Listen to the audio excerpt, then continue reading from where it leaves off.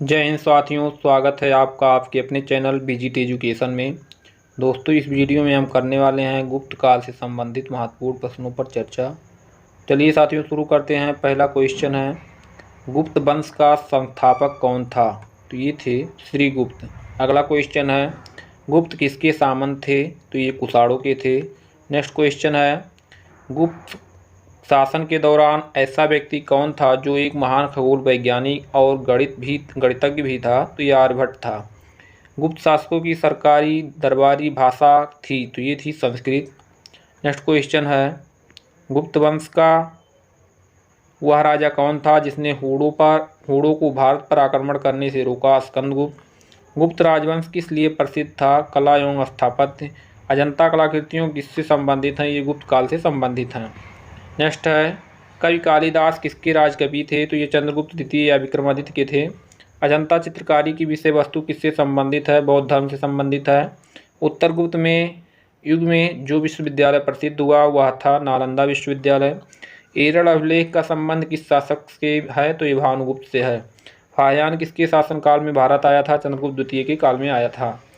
भारतीय संस्कृत का स्वर्ण युग कहा जाता है? तो ये गुप्त काल को कहा जाता है। फाहियान कहाँ का निवासी था? ये चीन का था।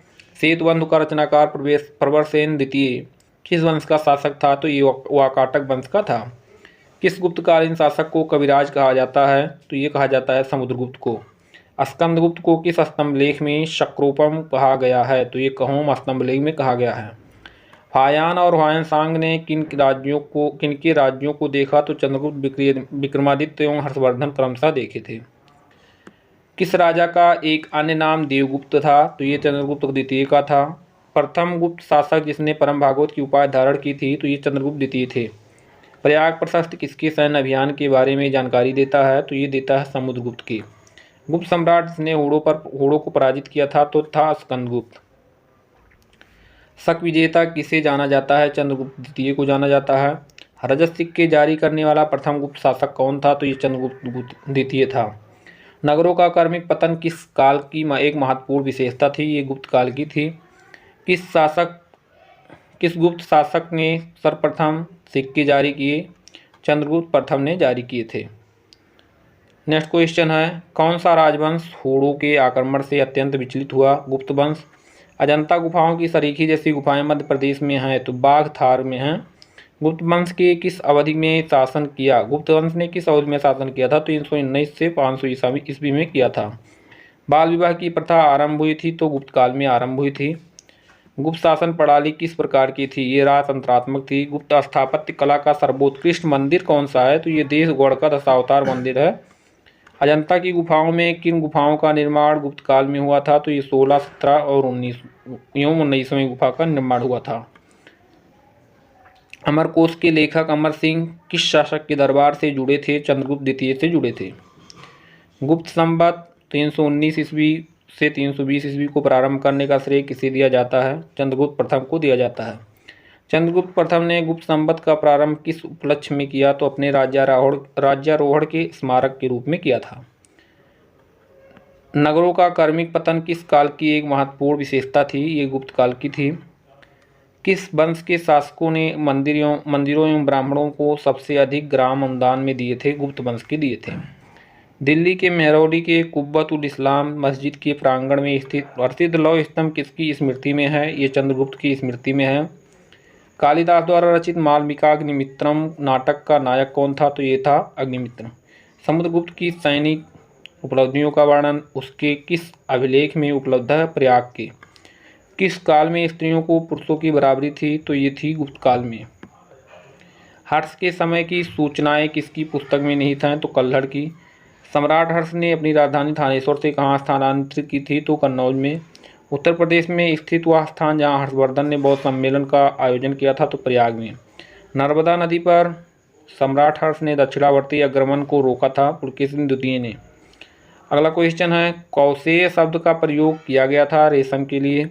चीनी लेखक भारत का उल्लेख किस नाम से करते हैं?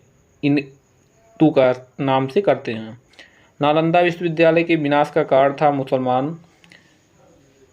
गुप्तोत्तर युग में प्रमुख व्यापारिक केंद्र था कन्नौज था। आदि शंकर जो बाद में शंकराचार्य बने, उनका जन्म हुआ था केरल में। आदि शंकराचार्य द्वारा स्थापित 4 मठ कहाँ स्थित हैं, तो जोशी मठ, द्वारिका पुरी तथा श्रृंगेरी में स्थित हैं। आज भी भारत में ह्वेनसांग को याद करने का मुख्य कारण क्या है, तो ये शिवयुगी की रचना है।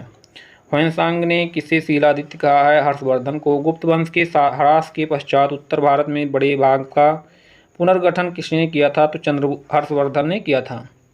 बंगाल का कौन सा शासक हर्ष का समकालीन था, ये शशांक था। वह अंतिम बौद्ध राजा कौन था जो संस्कृत का एक महान विद्वान और लेखक भी था, हर्षवर्धन था। हर्षचरित्र किसके द्वारा लिखी गई थी, तो बाणभट्ट द्वारा लिखी गई थी। यह चालुक्य अभिलेख के तिथि अंकन में अंक शक संवत का वर्ष 556 दिया हुआ है। इसका तुल्य वर्ष क्या होगा, 634 ईस्वी होगा। हर्ष की आत्मकथा किसने लिखी थी, बाणभट्ट ने। हर्षवर्धन अपनी धार्मिक सभा कहाँ किया करता था, प्रयाग में करता था। वर्धन वंश की राजधानी थानेश्वर किस प्रदेश में स्थित है, हरियाणा में। हर्षवर्धन ने 606 ईस्वी में हर्ष संवत की स्थापना किस उपलक्ष्य में की थी, अपने राज्यारोहण के उपलक्ष्य में की थी। आगे है ह्वेनसांग की भारत में यात्रा के समय सूती कपड़ों के उत्पादन के लिए सबसे प्रसिद्ध नगर था, तो मथुरा था। कवि बाणभट्ट निवासी था थानेश्वर का। नागानंद का रचनाकार कौन था, हर्षवर्धन था। सम्राट हर्षवर्धन ने 2 महान धार्मिक सम्मेलनों का आयोजन किया था, कन्नौज एवं प्रयाग में। नागानंद रत्नावली एवं प्रियदर्शिका नाटकों के नाटककार थे, हर्षवर्धन थे। गुर्जरों को किस शासक ने पराजित किया था, तो हर्षवर्धन ने पराजित किया था। पुष्यभूत वंश की स्थापना किसने की थी, पुष्यभूत वर्धन ने। पुष्यभूत वंश का सबसे प्रतापी राजा कौन था, हर्षवर्धन। हर्षवर्धन के समय में कौन सा चीनी तीर्थयात्री भारत आया था, ह्वेनसांग। चालुक्य राजा पुलकेशिन द्वितीय को किसने पराजित किया था, नरसिंह वर्मन प्रथम ने।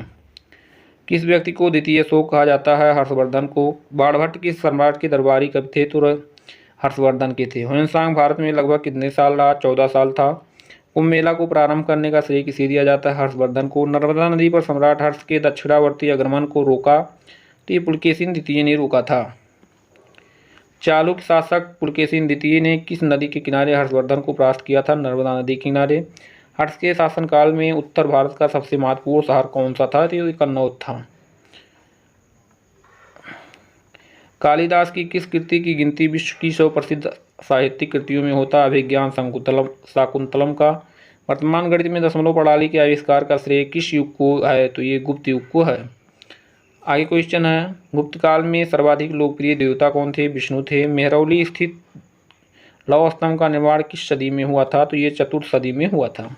कुमार संभव महाकाव्य किस कवि ने लिखा था, ये कालिदास ने। नालंदा विश्वविद्यालय की स्थापना का युग क्या था, तो गुप्त युग था। गुप्त युग में भूराजस्व की दर थी, तो उपज का 6वां भाग था। सती प्रथा का उल्लेख कहाँ से मिलता है, एरड़ अभिलेख से। मिहिर कुल का संबंध था, होड़ों से था। गुप्त राजा जिसने विक्रमादित्य की पदवी धारण की थी, ये चंद्रगुप्त द्वितीय था। गुप्त काल में उत्तर भारतीय व्यापार किस पत्तन से संचालित होता था, ताम्रलिप्त से संचालित होता था। गुप्त शासकों की द्वारा जारी किए गए चांदी के सिक्के कहलाते हैं रूपक। किस गुप्त शासक को नालंदा विश्वविद्यालय का संस्थापक माना जाता है, कुमारगुप्त प्रथम को। पुनर्वर्धन भुक्ति अवस्थित थी उत्तर बंगाल में। वह प्रथम भारतीय विद्वान कौन था जिसने गणित को एक पृथक विषय के रूप में स्थापित किया, तो ये आर्यभट्ट था। तांबा का सिक्का जारी करने वाला पहला गुप्त शासक कौन था, ये रामगुप्त था। अगर साथियों वीडियो आपको पसंद आया हो तो लाइक शेयर सब्सक्राइब जरूर करें और अपने दोस्तों के साथ शेयर करें। धन्यवाद।